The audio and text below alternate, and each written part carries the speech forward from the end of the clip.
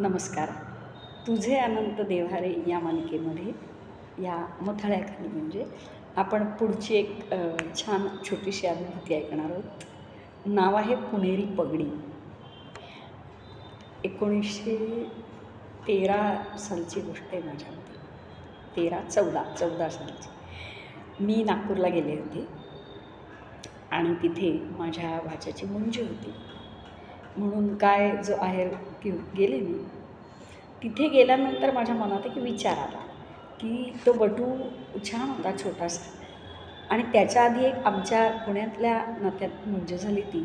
तेव्हा मी त्या मुंज मुलाला अगदी 8 वर्षाचा पगडी घेऊन दिली होती आणि ती खूप आवडली होती. छान दिसते बटूला ती. ते माझ्या डोक्यात आलं आणि मी गेले होते नागपूरला. नागपूरचे आमचे नातेवाईक अतिशय उत्साही, निर्व्याज, निखळ, प्रेम वाटायला जन्माला आलेली काही लोकं असतात ना, तसा एक नातेवाईक सुदैवाने माझा तिथला आहे. तर मी सहज म्हणून गेले की अरे या बटूला पगडी आणायला हवी होती. तर माझा भाऊ खूप हौशी होतो, म्हणाला मग का आणली नाहीस? तर म्हटलं ते तेव्हा नाही लक्षात आलं आणि त्याला ना थोडं माप माहिती असावं लागतं. माझ्या डोळ्यासमोर याचं ह्याचं कारण केवढा असेल आकार डोक्याचा, पगडी कुठली गेली नव्हतं पण आलं आणि मला नाही सुचलं. पण आत्ता मला हळहळ वाटते कारण ती पगडी खरंच खूप सुंदर दिसती. झालं इतकं बोलणं झालं. त्यानंतर पुन्हा 1 तासाभराने तो आला आणि म्हणाला की ताई काही प्रयत्न करता येत असेल तर कर की. मग काय पेटलो आम्ही. माझे पुण्यातले एक मेहुणे त्यांनी खूप जोरात धरला आणि उत्साहाने आम्ही काही करता येईल का विचार करायला लागलो. आम्हाला काही यूट्यूबवर वगैरे असं ते नाव सापडलं नाही. योगायोग असा होता की मी त्या दुकानात खरं म्हणजे पहिल्यांदाच आयुष्यात गेले होते जिथनं मी त्या बटूसाठी काही कपडे आणले होते. पण प्रत्यक्षात त्याचं नाव आहे अमोल आणि ते गोरे शॉल्स हे पुण्यातलं जे प्रसिद्ध शनिपाराच्या जवळचं दुकान आहे तिथे ते दुकान आहे. त्याच्या नेक्स्ट टू गोरे. मी चुकून त्या दुकानात गेले. आत गेल्यावर लक्षात आलं हे गोरे नाही आहेत. पण काय माहीत माझा एक स्वभाव आहे की मी एकतर खरेदीला जात नाही. शक्यतो गेले तर मी तिथल्या दुकानदाराने दाखवलेल्या वस्तूतलं काहीतरी घेतल्याशिवाय बाहेर येत नाही. मला खूप वाईट वाटतं कारण तो मनापासून दाखवत असतो. शक्यतो काहीतरी मग मी घेणार. तर आता म्हटलं दुकानात आलो आहे तर असं बरोबर नाही.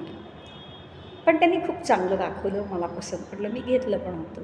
एवढीच त्या दुकानदाराची माझी ओळख. खरं तर याला ओळख म्हणतच नाहीत कारण अनेक गिऱ्हाईकी येत असतात. त्याच्या काय लक्षात राहणार? आपल्या नाही राहत. त्याच्या तर दिवसातनं शेकडो गिऱ्हाईकी येत असतात. पण तरीही एक प्रयत्न करावा असं वाटलं. मग आता शोधायचं कुठे? त्याचा फोन नंबर वगैरे. मग दुसरी युक्ती सुचली की आपण त्याच्याकडनंच आणलेल्या ज्या वस्तू आहेत त्या ज्या पिशव्यात नाहीत त्यावर फोन नंबर असतो जनरली. मग आम्ही तो घेतला आणि माझ्या मेहुण्यांनी पुण्यातल्या ते पण आले होते नागपूरला. त्यांनी ॲक्च्युली नागपूरच्या जवळ वणी नावाचं गाव आहे यवतमाळ जिल्ह्यात, तिथे ती मुंज होती.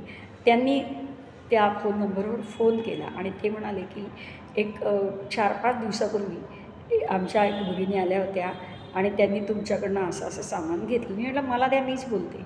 आणि मी त्यांना म्हटलं आठवतं आहे का? मी म्हटलं की गोऱ्यांचं दुकान कुठे आहे? मी चुकून तुमच्या दुकानात आले होते आणि मला सगळं तुमच्याकडलं आवडलं, तुमची सर्व्हिस खूप आवडली, त्यामुळे मग मी तुमच्याचकडे सगळा माल खरेदी केला होता. हो म्हणे ते आठवते. तर म्हटलं की अहो मी तेव्हा पगडीबद्दल एकदा चौकशी केली होती पण तुमच्या दुकानात आम्ही एकदा पगडी नेलेली पण त्या दिवशी काही मला सुचलं नाही कारण त्या मुलाचं माप मला माहीत नव्हतं. तर आता माप दिलं तर पगडी मिळू शकेल का? ते म्हटले हो या घेऊन जा. म्हटलं नाही आम्ही नागपुरात आहोत. तर आपण काय करू शकतो? म्हटलं मी जर तुम्हाला माप दिलं तर ती पगडी आमच्यापर्यंत येण्यासाठी काही आमच्याकडे सोर्सेस आहेत, तुम्हाला मान्य आहेत का? ते म्हटले सांगा. खरं तर एकच पगडी, असंही नाही की 10 पगड्या घेतो आहे वगैरे. ते म्हटले सांगा. तर माझे मेहुणे म्हणाले की आम्ही ट्रॅव्हल्सनी येतो दरवेळेस पर्पलच्या. तर तो जो ड्रायव्हर आहे तो माझ्या ओळखीचा आणि बरेच वेळा आम्ही येत असतो पुणे वणी म्हणजे पुणे चंद्रपूर म्हणून गाडी आहे. तर वाटेत आमचं आजोळ माझं लागतं वणी म्हणून. तर त्यामुळे त्यांची माझी तिथल्या संयोजकांची किंवा काय म्हणू तिथले व्यवस्थापक जे आहेत ते संयोजक नाही व्यवस्थापक ड्रायव्हर कंडक्टर सगळे त्यांच्या परिचयाचे होते. तर तुम्ही त्यांच्याजवळ पगडी देऊ शकाल का? मग ती आम्ही तिथे जाऊन म्हणजे थांबा स्टॉप जो म्हणतो तिथे जाऊ आम्ही कलेक्ट करू. ते म्हणले काही हरकत नाही, मी करतो म्हणाले. मग मी त्यांना म्हटलं की थोडासा एक नाजूक विषय आहे की आत्ता आम्ही तुम्हाला पैसे नाही देऊ शकत, आम्ही ती पगडी कलेक्ट करतो आणि हवं तर त्या पगडीवाल्याजवळ पैसे देत, म्हणजे त्या ज्याने आणून दिले त्या माणसाजवळ देतो, पण तो तुमच्याकडे कसं आणून देणार, त्याला आमच्यासाठी किती त्रास पडेल. तर ह्याच्यावर सोल्युशन काय, तुम्हाला धक्का सुखद वाटेल ज्या माणसाकडे मी आयुष्यात एकदाच गेले, एकदाच खरेदी केली, तेव्हा आम्ही एक चांगल्या टर्म्सवर छान बोललो होतो, एवढंच. ते म्हणाले काही हरकत नाही, तुम्ही पुण्यातनं जेव्हा याल तेव्हा द्या. म्हटलं नाही, आज तुम्ही जरी आज गेला आणि उद्या आमच्याकडे पगडी आली, परवा म्हणजे, तरी मी अजून 8 दिवस राहून मग येणार आहे, आल्याशिवाय मी देऊ शकत नाही. काही हरकत नाही म्हणे, माझा एवढा विश्वास आहे ताई तुमच्यावर. खूप मोठा सुखद धक्का आहे, कारण ते काय माझं दर महिन्याचं सामान आणलेला वाणी नव्हता किंवा साडीचा दुकानदार नव्हता किंवा मी आयुष्यात कधी काही उधारीने घेतलं नाही, त्यामुळे कुठे खातं असलेला असा तो व्यापारी नव्हता, ना तो मला ओळखत होता ना मी त्याला ओळखत होते. 4 दिवसापूर्वी फक्त त्याच्याकडनं मी काही एक सामान घेतलं होतं, पण तो पहिल्या झटक्यात हो म्हणाला. मग आमचा उत्साह वाढला आणि माझे मेहुणे आहेत, त्यांनी प्रसन्न पर्पलवाल्याला फोन केला आणि तिथे त्या दुकानदारांनी त्याचा माणूस पाठवून ती पगडी उत्तम तऱ्हेने पॅक करून पाठवली होती. पर्पल आपल्याला माहिती आहे कुठून सुटतात त्या सगळ्या गाड्या, त्या संगमप्रेसच्या पाशी तिथे त्यांनी त्यांचा माणूस पाठवून ती आणून दिली आणि ते ड्रायव्हर घेऊन आले, फोनाफोनी झाली आणि दुसऱ्या दिवशी सकाळी माझ्या मेहुण्यांनी ती कलेक्ट केली. संध्याकाळी आम्ही कार्यालयात जाणार होतो, कारण तिसऱ्या दिवशी सकाळी मुंजी होती, कार्यालय गावाच्या बाहेर होतं, त्यामुळे आला पुन्हा जाणं येणं शक्य नव्हतं. पण आमच्या वेळेत ती पगडी उत्तम पॅकिंग करून त्याच्यावर काही बेस्ट विशेष देऊ, म्हणजे ती मी विकत घेणार होते, पण एक चांगली सद्भावना आहे त्याने करून पॅकिंग उत्तम करून पाठवून दिली. हा खूप मोठा सुखद धक्का आहे. एकतर पुणेकर, त्यातनं व्यापारी, पण काही लोक धंदा हा तुकारामासारखं परब्रह्म समजून करतात किंवा ग्राहक हा त्यांच्यासाठी परमेश्वर असतो अशा स्लोगन आपण ऐकतो, पण प्रत्यक्षात इतक्या सहजतया इतका विश्वास ठेवून आणि त्यासाठी कष्ट घेऊन की ते त्यांना असे किती पैसे मिळणार होते. मी त्यांना एक म्हटलं होतं की तुम्ही आम्हाला ती जी आणून द्याल त्यासाठी काही तुम्ही चार्जेस लावले तरी ते मी द्यायला तयार आहे, कारण ती काय तुमची ड्युटी नाही. तर त्यांनी ती सगळी व्यवस्था केली आणि अत्यंत उत्कृष्ट अशी ती पुणेरी पगडी त्या विदर्भ एरियामध्ये ती जिथे मुंज झाली तिथे जे काय 1000-1200 लोकं आली होती मुंजीला, त्यांना अतिशय आणि त्याला सुंदरही दिसत होती. पण त्या पगडीतलं सौंदर्य, त्या बटूचं सौंदर्य, मांगल्य हे जितकं मला त्या दिवशी भावत होतं त्याच्या शेकडो पटीने अधिक मला त्या अमोल हे जे गोरे शॉल शेजारचं दुकान आहे, मी त्यांच्याशी भेटले, त्यांचं आडनाव मी तेव्हा विचारलं, त्या घटनेलाही 11 वर्ष झाली. तर ते नाव मी चुकून आडनाव विसरले, पण ते अमोल दुकानाचं नाव होतं, छोटंसं दुकान होतं. तर त्यांना मी त्यांच्या जे सौजन्य आहे किंवा त्यांचा जो विश्वास आहे किंवा त्यांची ती आपला धंदा परब्रह्म मानून चांगल्या भावनेने पुढे नेण्यासाठी जो प्रांजळ प्रयत्न आहे, ती जी त्यांची वृत्ती होती ती त्या दिवसभर मला इतकी सुखावत आणि काहीतरी वेगळं शिकून जात होती की प्रसंगी आपण एखाद्यावर विश्वास ठेवला. असंही काय नव्हतं की मी अडचणीत होते म्हणून त्यांनी मदत केली आणि विश्वास ठेवला, हे तर सगळं चांगल्या ठिकाणी चांगल्या आनंदात होतं. पण प्रत्यक्ष मला तिथे तेव्हा काही जीपे वगैरे पण नव्हतं, त्यामुळे त्यांना पैसे देणं शक्य नव्हतं. बरं, मी त्यांना म्हटलं 10-12 दिवसांनी तुम्हाला पैसे मिळतील, मी येऊन भेटीन.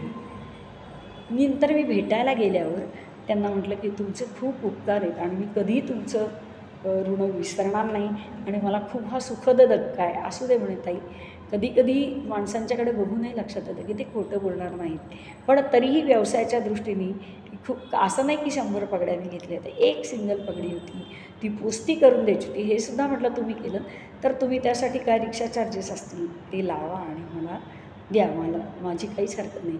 नाही म्हणाले आम्ही ताई, त्यांनी एकही पैसा जास्त लावला नाही आणि त्यांनी अतिशय आनंदाने ते काम केलं असं दाखवलं. त्यांनी कुठेही खूप फेवर केला किंवा मी सत्कर्म केला असा भाव पण आणला नाही. आणि ती पुणेरी पगडी आजही त्याच्या फोटोत जेव्हा जेव्हा दिसते तेव्हा सगळ्या नागपूरकरांना ते स्मरण होईल की त्या एरवी आपण पुणेकरांना नावं ठेवतो, पुणेकरांना चिकट म्हणतो, मुरमट म्हणतो, कमीत कमी शब्दात जास्तीत जास्त अपमान करणारे म्हणतो. काही भागात हे सत्य पण आहे, त्याशिवाय कोणी बोलत नसतं. पण हे पण काही प्लस पॉईंट्स आहेत, किंवा हा फारच दुर्मिळ गुण आहे. आणि त्यासाठी त्या व्यवसाय करणाऱ्या अमूल दुकानदार जे आहेत, अमूल दुकानाचे मालक, त्यांच्यातलं हे देवत्व पाहून मला अत्यंत आनंद आणि आश्चर्य होतं की असेही व्यापारी असू शकतात. 8 दिवसांनी जाऊन जेव्हा मी त्यांना ती पगडी दिली, त्यांना मी त्या मुंजीचा थोडा खाऊ दिला आणि त्यांना म्हटलं तुमचे चार्जेस एक्स्ट्रा लावा, तेही त्यांनी लावले नाहीत. आणि फक्त मी त्यांना आडनाव विचारलं होतं आणि ते सांगितलं. आणि काहीच एक साधी घटना घडल्यासारखं ते अतिशय तृप्त मनाने त्यांनी मला अभिवादन केलं. मी त्यांना वंदन केलं आणि मी निघून आले. पण आजही कधीही लग्नकार्यासाठी काही खरेदी करायची असेल तर त्यांच्या त्या अमोल सहकार्यासाठी मी त्याच दुकानात जाण्याचा विचार करते.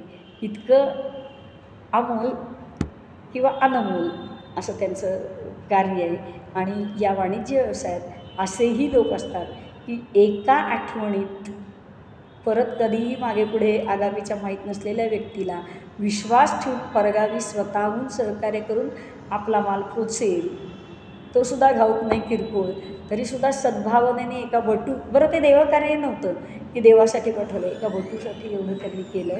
याच्यातूनच लोकांच्या मनात आजही विश्वास, ही शक्ती किंवा सहकार्य, ही सप्रवृत्ती किती अनमोल आहे हे अमोल व्यापाऱ्यांनी मला दाखवून दिलं.